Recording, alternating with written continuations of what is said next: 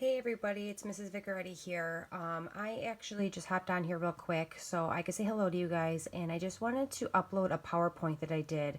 Mr. Hahn tried to attach it to your emails and letters that go home to your parents and your guardians. However, it wouldn't attach to the email. So I just wanted to hop on here just in case you guys did not see it from your teachers. This is just another fun thing that my kids did while we were eating breakfast.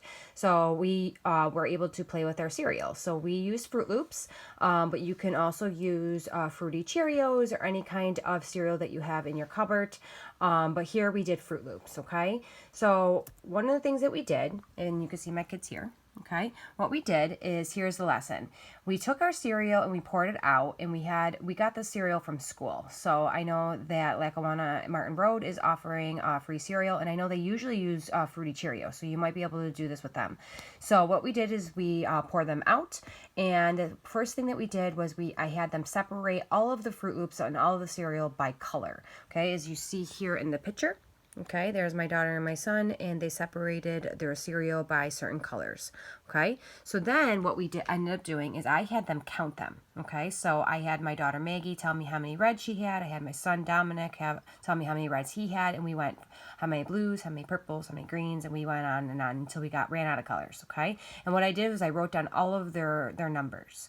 Okay, so after that, what we did, we ended up graphing their numbers. Okay, so what we did is we ended up drawing a box. Okay, and here's the graph. All right, so along here, I wrote down the numbers. So I counted by fives. Okay, so box 1 was 5, 10, 15, 20, 25, 30, 35, 40, and so on and so forth. That's how we did it on the side here. That would be your x-axis, okay? So over here on the bottom, we did the colors of what cereals we had. So if you know Fruit Loops, they are the color of a rainbow, so we decided to do it in rainbow color. So down here, I had one column named red, one column orange, one column yellow, one green, one blue, one purple, okay?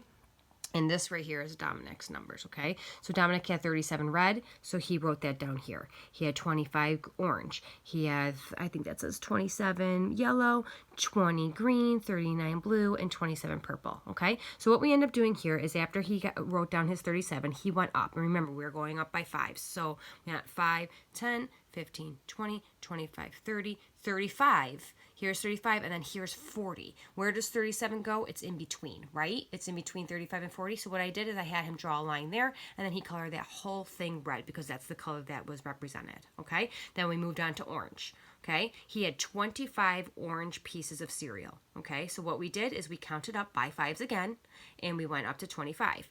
5, 10, 15, 20, 25, okay? I had him draw a line, and then I had him color that whole column orange because that's the orange pieces. And we moved on further and further, okay? That was 27, 5, 10, 15, 20, 25, and then that's 30. Where does 27 go? It's 27 falls in between 25 and 30, right? So we went halfway there, drew a line, and we colored it. And we went on and on until we were done, okay? And then here's a picture of them all finished, and that's my daughter Maggie. See, she obviously had way more blue than my son did, okay? But my son had way more red, which ironically, my son's favorite color is red, and he had more, and my daughter's favorite color was blue, and she had more. So they actually kind of worked out to them, and they were really happy to see that, okay?